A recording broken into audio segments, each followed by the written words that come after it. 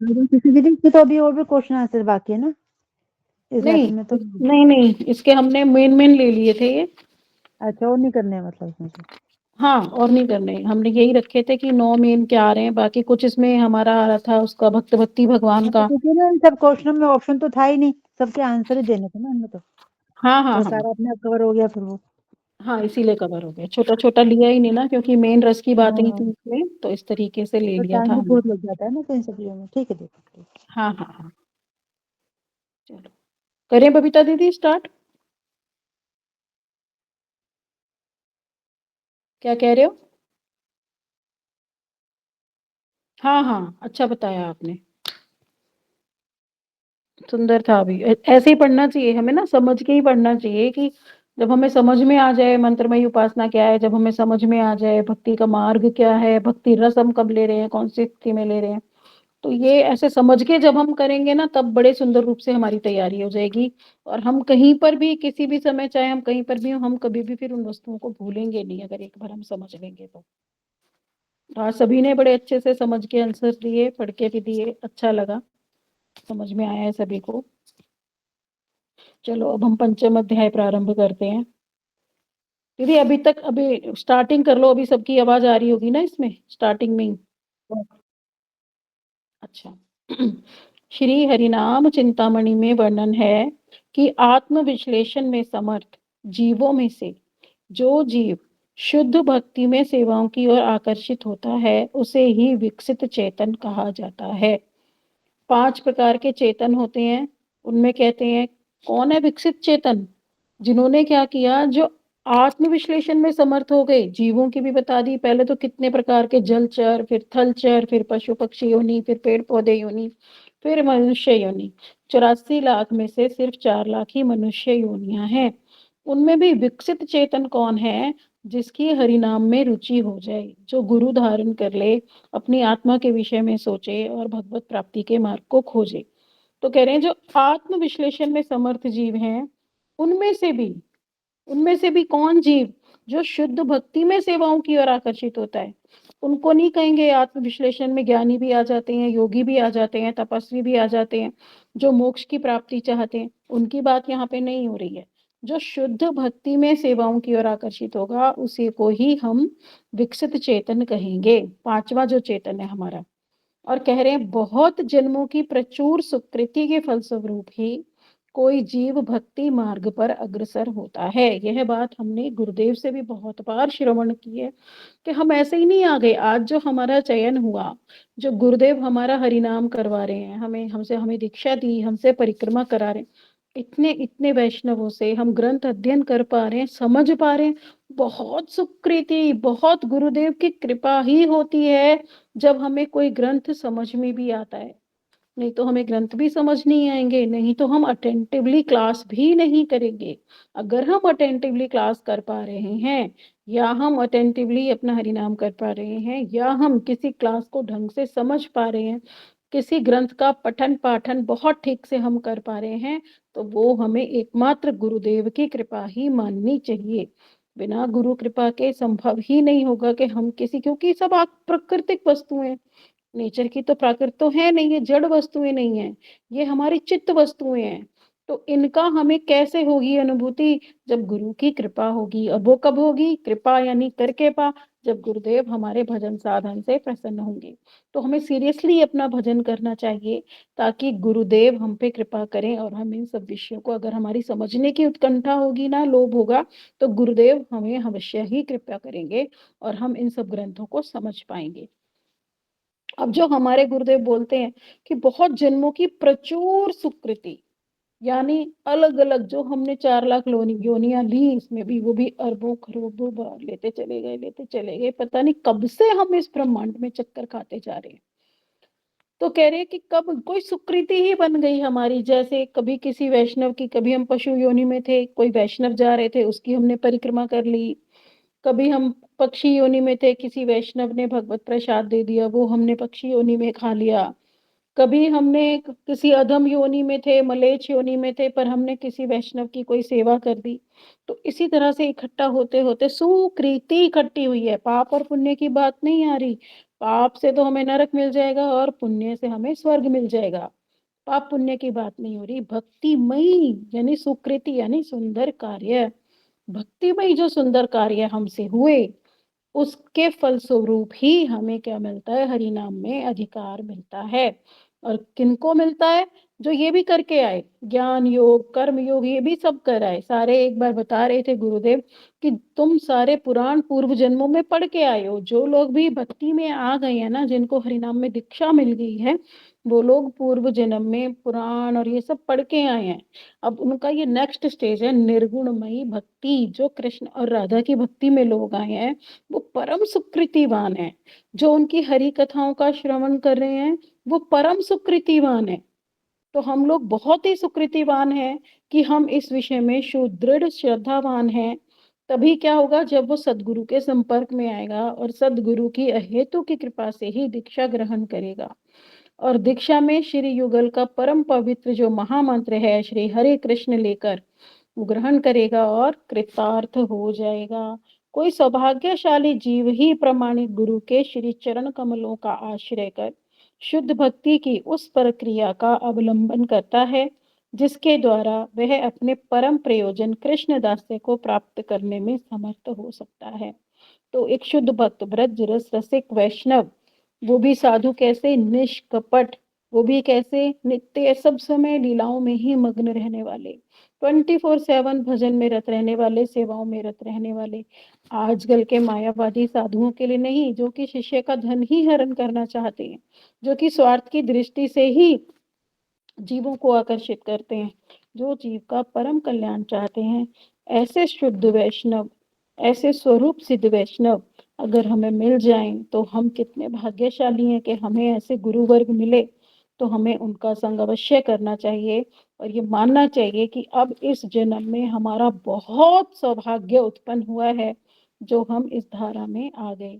और जिनकी वजह से आए, जो हमारे पथ प्रदर्शक गुरु रहे, जिन्होंने हमें गुरुदेव से जोड़ा, जिन्होंने ये वाला वैष्णव मार्ग हमें दिखाया, जो हमें गुरुदेव के पास ले गए, जिन्होंने हमारा गुरुदेव से हरि नाम कराया, उनका हमें सदैव ऋणी रहना चाहिए कि मेरे जीवन में चेंज किसने लाया, किसने मुझे शुद्ध भक्त से मिलाया। उसका हम चिर ऋणी रहकर हमेशा धन्यवाद करेंगे कि अगर ये जीव हमारे जीवन में ना होता तो हम कैसे शुद्ध वैष्णवों से मिल पाते। तो उसके हमें हमेशा ऋणी रहना है। अब आगे बता रहे हैं भजन प्रणाली। जैसा कि पहले भी वर्णन किया गया, 2 प्रकार के भजन मार्ग होते हैं, अर्चन मार्ग अर्थात वैदिक भक्ति और स्मरण मार्ग अर्थात रागानुगा भक्ति। देखो इसमें बोल ही दिया कि रागानुगा भक्ति क्या है, स्मरण का मार्ग। स्मरण का मार्ग हो गया, इसको भी अलग अलग टर्म्स गुरुदेव देते चले जा रहे हैं। तो रागानुगा भक्ति को स्मरण का मार्ग भी कहेंगे और स्मरण मार्ग क्या हो गया हमारा, मंत्रमयी उपासना, है ना। और फिर स्वरस की उपासना, तो वो भी हमारे साधन के अनुसार जैसे जैसे हम प्राप्ति करते चले जाएंगे, कभी ना कभी साधन करते करते सिद्ध अवस्था मिल जाएगी। मंत्र उपासना करते करते कभी ना कभी स्वरसी की उपासना हमारी उपस्थित हो जाएगी। अब कह रहे हैं साधन भजन की प्रारंभिक अवस्था में साधक को भगवान की सेवा पूजा के लिए अर्चन मार्ग अर्थात वैदिक भक्ति का ही अवलंबन करना चाहिए। तो पहले तो क्या करेगा, साधन भजन की जो प्राथमिक प्राइमरी स्टेज है उसमें तो वह वैदिक भक्ति ही करेगा। विधि निषेधों का पालन करेगा, अर्चन पूजन करेगा जैसा शास्त्रों में बताया गया। और भक्ति विनोद ठाकुर जी कह रहे हैं अर्चन मार्ग की सेवा से जब साधक का चित्त शुद्ध हो जाएगा, मतलब इन नियमों का पालन करते करते अर्चन पूजन करना और अपना शुचि अशुचि रखना, ये सब करते करते जब धीरे धीरे चित्त शुद्ध होगा। चित्त शुद्ध किससे होगा, हरि कथाओं के श्रवण से। जो बताया गया ना वैदिक मार्ग में भी श्रवण कीर्तन स्मरण, ये 3 ही सर्वश्रेष्ठ अंग हैं जो 64 अंगों का भी वर्णन किया जा रहा है। और नवधा भक्ति में भी जो वर्णन किया जा रहा है, 3 अंगों को ही हम विशेष रूप से लेंगे, श्रवण कीर्तन और स्मरण। तो इन चीजों में जब वो एकदम से वो हो जाएगा ना, बिल्कुल एकदम से प्रतिस्थापित, हरि कथाओं में रुचि आ जाए, हरि कथाओं में लोभ हो जाए, हरि कथा से लोभ आएगा, फिर लोभ से हम उसमें साधन में लगेंगे कि मुझे इसकी वस्तु की प्राप्ति करनी है, तब हमारा क्या होगा, मंत्रमय उपासना होगी और फिर हमारे को सिद्ध स्वरूप की प्राप्ति हो जाएगी। तो कह रहे हैं आगे रागानुगा मार्ग से क्या होता है, परम पवित्र श्री नाम को जप करने की योग्यता फिर वो अर्जित कर लेता है शुद्ध होके। स्मरण मार्ग का पालन करने लगता है, रागानुगा मार्ग का पालन करने लगता है। तो ये देखो एक प्रोसेस है, अर्चन पूजन किया हमने, है ना, फिर हमने कब किया, श्रवण कीर्तन स्मरण किया। तो ये दशाएं कितनी अच्छी हैं कि हम गुरुदेव से श्रवण कर रहे हैं, है ना, फिर हम उसको किसी को सुना रहे हैं तो उसका कीर्तन भी कर रहे हैं, और फिर स्मरण भी कर रहे हैं कि गुरुदेव ने क्या सुनाया था। तो ये करते करते करते फिर हमारे को क्या होगा, रागानुगा भक्ति हो जाएगी।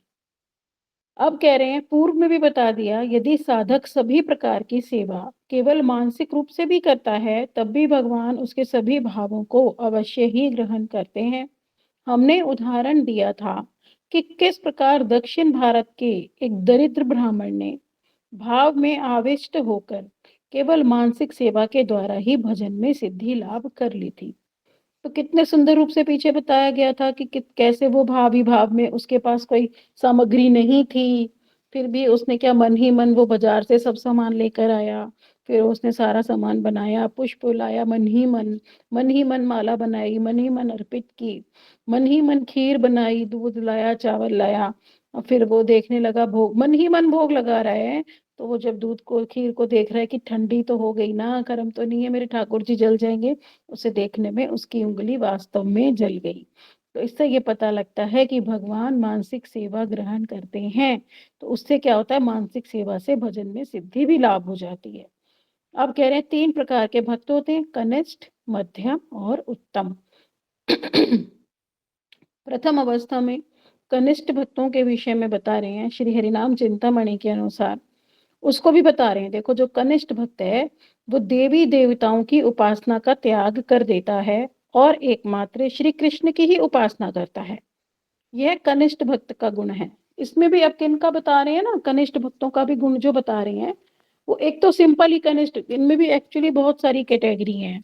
एक तो कनिष्ठ जिन्होंने एक बार भी हरि नाम ले लिया उसको भी कनिष्ठ भक्त कह देते हैं। पर यहाँ पर उन भक्तों की बात करी जा रही है जो एकमात्र कृष्ण भक्ति में आ गए और जिन्होंने देवी देवताओं को छोड़ दिया। अब उनकी स्थिति क्या है, ऐसे कनिष्ठ भक्तों की बात यहाँ पर चल रही है। कह रहे हैं उन्होंने देवी देवता तो छोड़ दिए, अन्य अन्य मार्ग भी छोड़ दिए और एकमात्र अब कृष्ण का ही अनुसरण कर रहे हैं। तो उनको क्या कह रहे हैं, शास्त्रों का भी ज्ञान नहीं है, ग्रंथ उन्होंने अभी पढ़े नहीं है, और श्री हरु गुरु वैष्णवों से, हाँ दीदी पूछो क्या कह रहे हो संगीता दीदी। दीदी मैं ये बता रही हूँ, जैसे आप बता रहे हो ना, कनिष्ठ है, मध्यम है, उत्तम है। जैसे हम्म एक बार किसी ने नाम ले लिया, कनिष्ठ ला दिया। क्योंकि हम्म जो कनिष्ठ हम्म। है ना, उसके अंदर भी 3 तरह के होते हैं, कनिष्ठ, मध्यम और उत्तम। उसमें भी 3 तरह के भक्त होते हैं। हाँ कनिष्ठ में भी वही तीन ना, तरह के। हाँ वही कनिष्ठ में भी, मध्यम में भी, और उसके बाद भी फिर बहुत बहुत बहुत हाँ बहुत जी, हाँ। कैटेगरीज और भी हैं इसमें। तो इसीलिए इसमें उन वाले कनिष्ठ भक्तों की बात चल रही है जो कि एकमात्र कृष्ण भक्ति में अब स्थापित हो गए, जिन्होंने अन्य अन्य देवी देवताओं को भी छोड़ दिया। पर उन्होंने क्या करा, अभी उन्होंने कोई ग्रंथ नहीं पढ़े, अभी उन्होंने किन्हीं कथाओं का श्रवण नहीं किया, कोई शास्त्र के गूढ़ सिद्धांत नहीं जानते।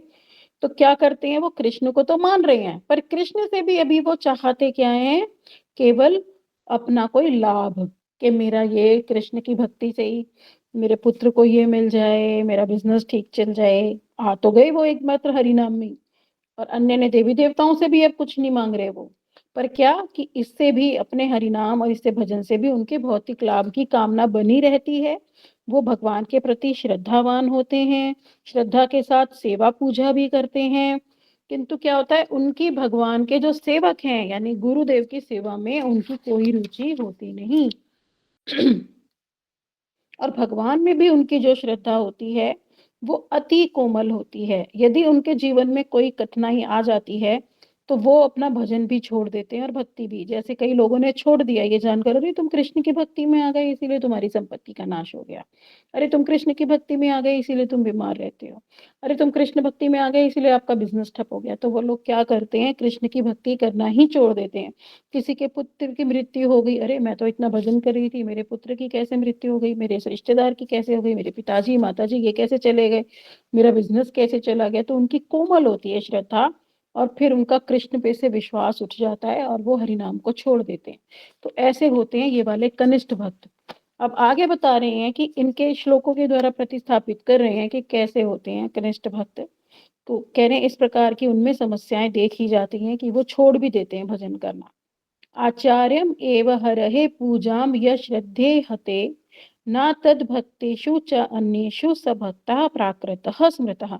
भागवतम में कह रहे हैं 11वें स्कंद में कि जो भगवान के अर्चा विग्रह आदि की पूजा तो कोमल श्रद्धा से करता है, किंतु भगवान के भक्तों की सेवा शुश्रूषा नहीं करता, वह कनिष्ठ भक्त है, श्रेणी कनिष्ठ श्रेणी का भक्त है। तो कनिष्ठ कौन हो गया?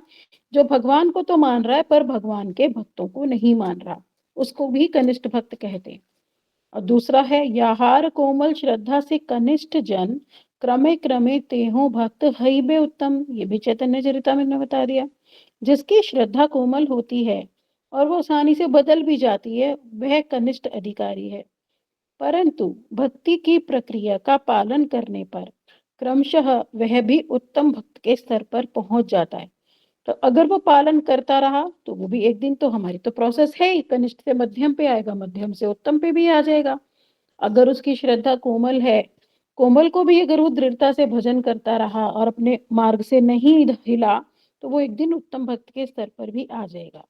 तो कृष्णदास कविराज गोस्वामी जी चैतन्य चरितामृत ग्रंथ में कह रहे हैं कि जिनकी श्री कृष्ण गुरुदेव और शास्त्र में कोमल श्रद्धा होती है, वह कनिष्ठ अधिकारी कहलाता है। किंतु अब अंतर बता रहे हैं, यहाँ को हम बड़े ध्यान से सुनेंगे कि कनिष्ठ अधिकारी और मायावादी में क्या अंतर है। हमने कह तो दिया कनिष्ठ अधिकारी है, उसने देवी देवता भी छोड़ दिए, पर वो उससे क्या मांग रहा है? अपने किसी की वस्तु मांग रहा है, भौतिकतावादी वस्तु मांग रहा है, और कुछ उसे भौतिक नहीं मिल रहा तो वो भगवान के भजन को छोड़ भी दे रहा है। पर उसमें और मायावादी में क्या अंतर है, इस वस्तु को हम देख लेंगे कि इस अंतर को बड़े सुंदर रूप से बताया जा रहा है कि उसमें अंतर क्या है। एक कनिष्ठ अधिकारी क्या होता है? वो मायावादी से श्रेष्ठ होता है। क्यों? उसकी भगवान में श्रद्धा होती है, चाहे कोमल ही हो, और दृढ़ विश्वास होता है कि भगवान का एक अति सुंदर नित्य विग्रह स्वरूप है। उसका विश्वास होता है कि कृष्ण का बहुत सुंदर रूप है, कृष्ण बहुत सुंदर है, वो बांसुरी बजाते हैं, वो वेणु धारण करते हैं, वो राधा जी के साथ हैं, वहां गोपियां हैं। तो ये कनिष्ठ भक्त का भी विश्वास होता है कि कृष्ण भगवान है। किंतु जो मायावादी होता है, वो भगवान के नित्य रूप और नित्य क्रियाओं में विश्वास नहीं रखता। तो मायावादी से बहुत ज्यादा श्रेष्ठ होता है एक कनिष्ठ अधिकारी, क्योंकि मायावादी तो मोक्ष को मानते हैं, ब्रह्म ज्योति को भी मानते हैं, वो निराकार भी मांगते हैं, वो नहीं मानते कि, और निर्गुण मानते हैं। मायावादी लोग नहीं मानते कि भगवान सगुण है या उनका कोई रूप है। तो इसलिए मायावादी से बहुत श्रेष्ठ होता है। तो कनिष्ठ अधिकारी को भी हम छोटा नहीं समझेंगे, क्योंकि वो कृष्ण की भक्ति कर रहा है। तो शीला भक्ति विनोद ठाकुर जी कह रहे हैं कि यदि एक कनिष्ठ अधिकारी श्री हरि, गुरु और वैष्णवों के श्री चरण कमलों में कोई अपराध न करके नियमित रूप से हरि कथा का श्रवण करता हुआ श्री नाम का जप करता रहे, तो उसके साधन भजन में वृद्धि होती है और शीघ्र ही वह मध्यम अधिकारी की योग्यता अर्जित कर लेता है। तो देखो कितनी सुंदर बात बताई है, जिस चीज के लिए हम बार बार श्रवण करते जा रहे हैं। अपराध नहीं, साधु सावधान, कनिष्ठ भक्त के चरणों में भी अपराध नहीं करना, किसी वैष्णव के विषय में हमें कुछ गलत चिंतन नहीं करना। तो हमें क्या करना है? ना किसी के विषय में चर्चा करनी है, ना किसी के विषय में चिंतन करना है। बस सब सेवा कर रहे हैं, चाहे किसी भी अधिकार से कर रहे हैं, किसी भी अपने संस्कार के स्वरूप, कोई कपटता से भी कर रहा है, कोई कैसे भी कर रहा है, हमें किसी का बखान नहीं करना कौन कैसा है। हमें क्या करना है? किसी के चरणों में अपराध ना करते हुए एकमात्र हरि कथा का श्रवण करते रहें और अपना हरि नाम जप करते रहें, किसी वैष्णव में कोई त्रुटि ना देखें।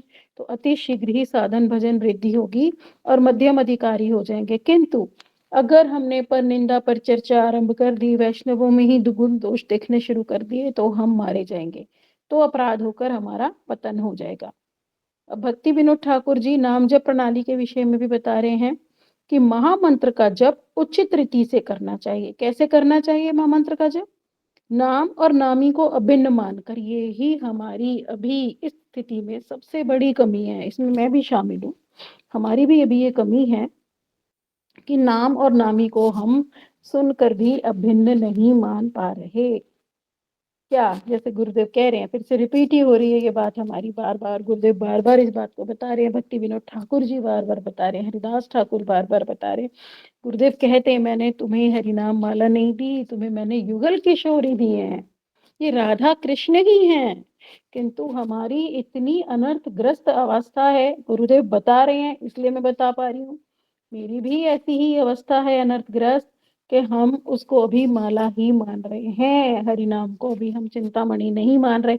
हम ये सोच ही नहीं रहे कि ये मेरे राधा किशन है, कि मेरे युगल किशोर है।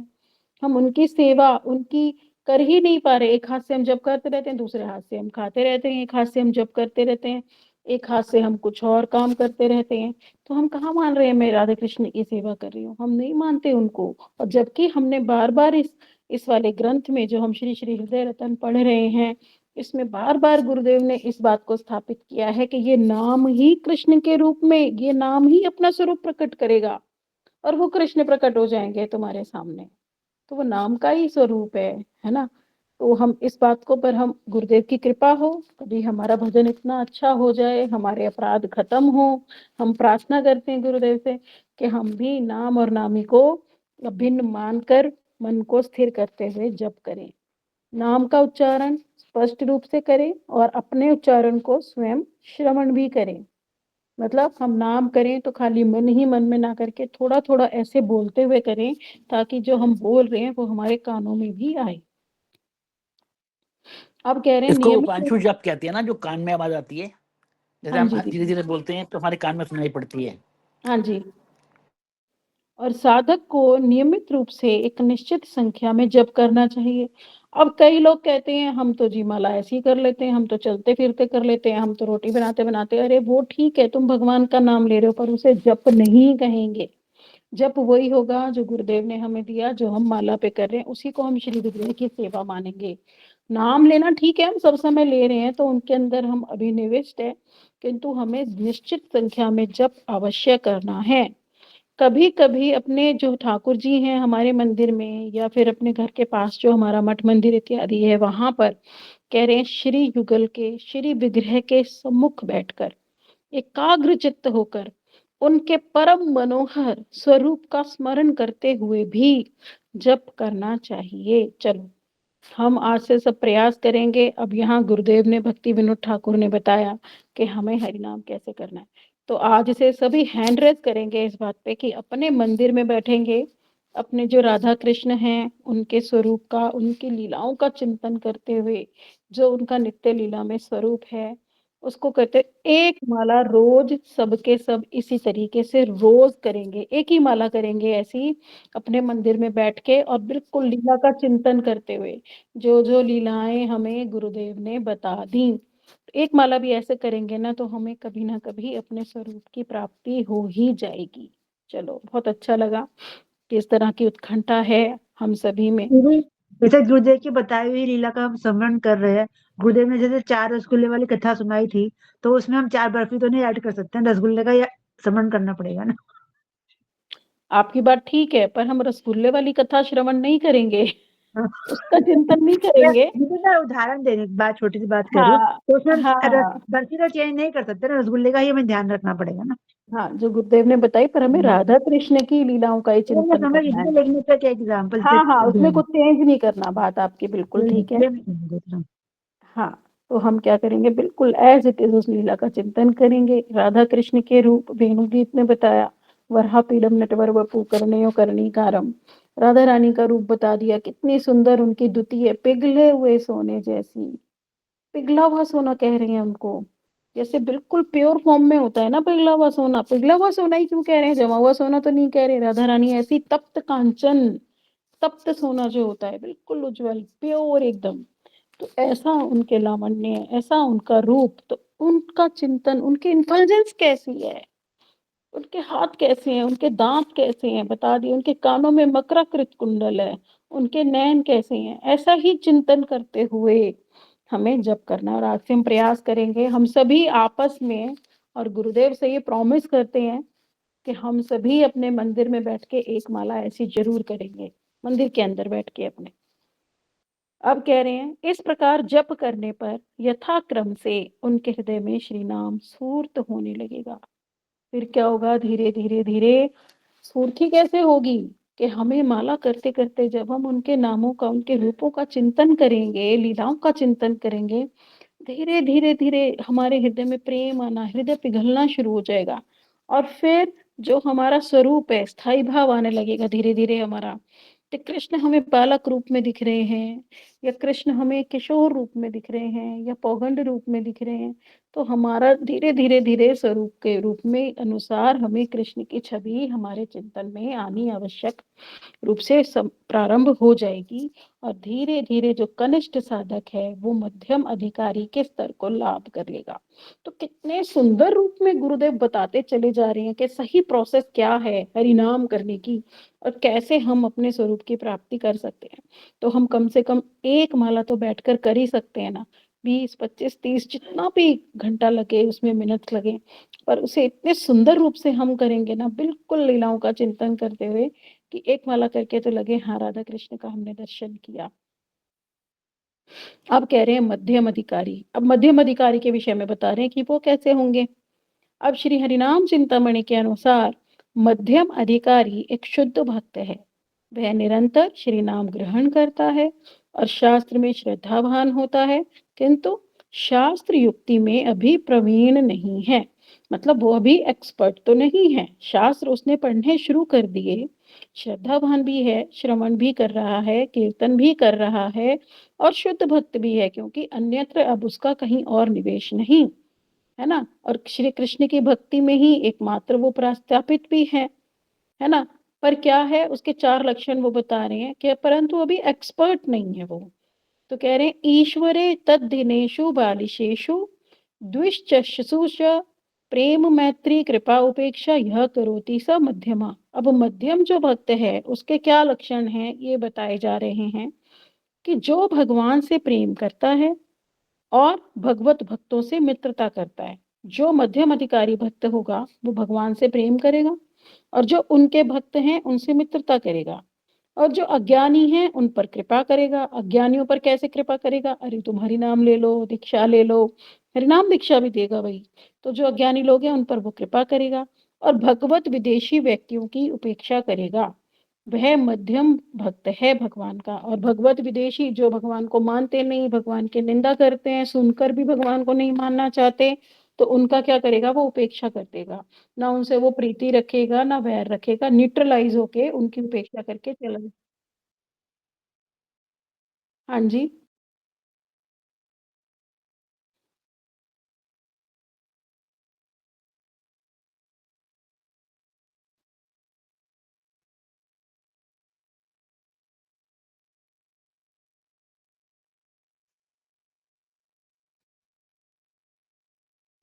नहीं, वो तो नहीं, वो तो अपराध ही है।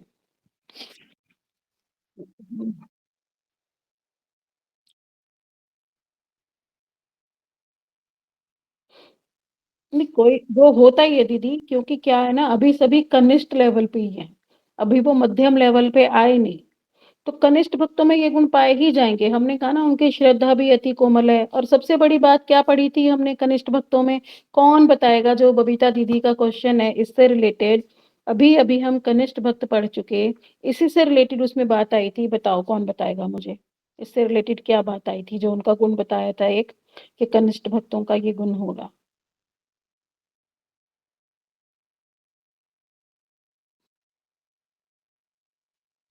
आप अभी बात नहीं समझ रहे हो दीदी, अभी आप नहीं बोलोगे बीच में, मुझे कौन बताएगा क्या बात आई थी इसमें। दीदी हमें हमें तो बताए। जो कोई भी एक बार भी हरि नाम ले लेता है ना, वो हमारे लिए कनिष्ठ भक्त हो जाता है। नहीं, इस बात से रिलेटेड एक गुण इसमें आया था, अर्पिता तुम्हें याद है बेटा, सरिता दीदी को याद है, बोलिए सरिता दीदी, सरिता दीदी बोलिए, मेरी आवाज आ रही है सरिता दीदी। इंदु इंदु दीदी आपको पता है क्या बात थी वो। मैं भी याद करने की कोशिश कर रही हूँ दिमाग में अर्पिता एक्चुअली। तुम्हें याद है, अर्पिता तुम्हें याद है बेटा। नहीं दीदी, मैं सुन तो रही हूँ बट वो इससे रिलेटेड मुझे समझ में नहीं आ रहा कौन सा होगा। इससे रिलेटेड ये बात थी कनिष्ठ भक्तों की। सबसे पहले बता दिया कि भगवान में तो उनकी रुचि होती है, पर भगवान के भक्तों में, वैष्णवों में उनकी कोई रुचि नहीं होती। उन्हें यही कोई फर्क बात है। नहीं पड़ता कौन रो रहा है, कौन बैठा है, कौन उठा है, किसके प्रति हम अपराध कर रहे हैं। माइक बंद करो इंदु दीदी अपना। उन्हें कोई मतलब नहीं होता कि मैंने किसका दिल दुखा दिया, किससे क्या बोल दिया, कुछ नहीं। बस वो भगवान को मानेंगे और बस, उससे ज्यादा वो किसी को नहीं मानेंगे। वो जिससे जैसा व्यवहार करेंगे ऐसा व्यवहार करेंगे, उनके व्यवहार में कोई अंतर नहीं होगा। तो बबीता दीदी, आपको अपने प्रश्न का उत्तर मिल गया कि वो कनिष्ठ वैष्णव ही है ना? तो वो कनिष्ठ है, ठीक है, क्योंकि उसकी भक्तों के जो प्रति भगवान और की भक्ति वैष्णव। करता है लेकिन किसी की परवाह नहीं करता है, वैष्णव निंदा भी करेगा, गलत हाँ, काम भी भक्तों को करेगा, नहीं मानता, बोला ही ना भक्तों को इसमें, नहीं वो मानता। भक्तों को नहीं ठीक है, मानता, है ठीक है। ना? वो भगवान को मानता है बस, पर भक्तों को नहीं मानता। तो वो कनिष्ठ वैष्णव है। और मध्यम अधिकारी में क्या कह रहे हैं? वो भक्तों को मानता है और भगवत भक्तों से भी मित्रता करता है, अज्ञानियों पर कृपा भी करता है। किंतु जो भगवत विदेशी व्यक्ति होते हैं, यानी जो भगवान को मानते ही नहीं, जो निर्विकार निर्विशेष को मानते हैं और जो बहस करते हैं, उसमें हमारे अंत्य जाति के लोग आ जाते हैं, मलेच्छ लोग आ जाते हैं। कई लोग होते हैं तर्क वितर्क करने बैठ जाते हैं, अरे कृष्ण भी तो पुरुष ही थे, नर ही थे, उन्होंने भी तो जन्म लिया, उनकी भी तो मृत्यु हो गई। तो ऐसे लोग जो खामखाई की बहस करते हैं, जो भगवान को नहीं मानते, उनकी क्या करेगा वो? उनसे बैठकर बहस नहीं करेगा, उनकी उपेक्षा करके अपने भजन में ही लिप्त रहेगा, उनके साथ खड़े होकर अपना टाइम वेस्ट नहीं करेगा। और इनसे वो श्रेष्ठ है जो कनिष्ठ वैष्णव है। कनिष्ठ वैष्णवों को बता दी गया कि वो तो भगवत विदेशियों से तो श्रेष्ठ है ना, क्योंकि वो भगवान को तो मान रहे हैं। ठीक है, अभी भगवान के भक्तों के प्रति वो अपराध कर रहे हैं, पर धीरे धीरे वो उस स्थिति से भी ऊपर उठ जाएंगे। अब बता रहे हैं चित्रा, जो मध्यम। भगवत विद्वेषी लोगों को इग्नोर कर देता है ना, उसमें उनकी उपेक्षा करता है, वो मध्यम कोटि में आता है ना। हाँ जी दीदी, दीदी वो उनकी बाकी कल उपेक्षा। करें, बाकी कल करेंगे, कंफ्यूजन हो रहा है। हरे कृष्णा। दीदी बाकी आ गया, कल करेंगे, मैंने कहा फिर सब मिक्स हो रहा है ना। नहीं, अभी ये मध्यम अधिकारी थोड़ा सा ही रह गया, हाँ, ये तो इसको पूरा कंप्लीट करना। कर लेते हैं। हाँ। हाँ हाँ, जी, हाँ कल जी। हम उत्तम भागवत करेंगे, ठीक है। और इसको भी रिपीटेड ले लेंगे, एक बार लेना चाहेंगे तो, कुछ कंफ्यूजन रहेगा तो। अब कह रहे हैं मध्यम अधिकारी 3 प्रकार से मैत्री करता है। एक होता है मैत्री युक्त मैत्री, यानी जो अपने साथ के लोग हैं, जैसे हम सब लोग हैं तो हमारी आपस में मैत्री है, तो इसको एक मैत्री तो ये होती है मध्यम भक्त की। दूसरी होती है कृपा युक्त मैत्री, जैसे अपने से कनिष्ठ भक्तों पर जो कृपा करता है, यानी जैसे गुरुदेव हैं वो हम पे कृपा कर रहे हैं, जो हमारे उच्च कोटि के भक्त हैं वो हम पे कृपा कर रहे हैं कि वो हमें ग्रंथ पढ़ा रहे हैं, है ना? तो वो दूसरे पर, जो कनिष्ठ भक्तों पर कृपा करते हैं, तो उनसे भी मैत्री रखते हैं। अरे ये अज्ञानी है, इसे पता नहीं है, तो ठीक है मैं इसे ये बात बता देता हूँ, तो वो उसके ऊपर सुहृद भाव ही रखते हैं, कृपा ही करते हैं। तो उसको कहते हैं कृपा युक्त मैत्री रखता है मध्यम भक्त। और तीसरी मैत्री होती है उसकी सेवा युक्त मैत्री, यानी जो उससे ऊपर के लोग हैं, जैसे उससे ऊपर के जो श्रेष्ठ भक्त हैं उनकी वो सेवा करेगा, उत्तम भक्तों की सेवा करेगा। तो उसके अंदर 3 गुण होते हैं: उत्तम भक्तों की सेवा करना, और अपने से छोटों पर कृपा करना, और जो साथ के लोग हैं उनके साथ मैत्री रखना। अब कह रहे हैं इस प्रकार जो निरंतर हरिनाम करता है, शास्त्रों में भी श्रद्धावान है, पर तर्कशास्त्र में अभी वो निपुण नहीं है, और जिसके अंदर प्रेम, मैत्री, कृपा, उपेक्षा विशेषताएं हैं, वह मध्यम कोटि का भक्त है। मध्यम कोटि के भक्त को अत्यंत भाग्यशाली मानना चाहता है।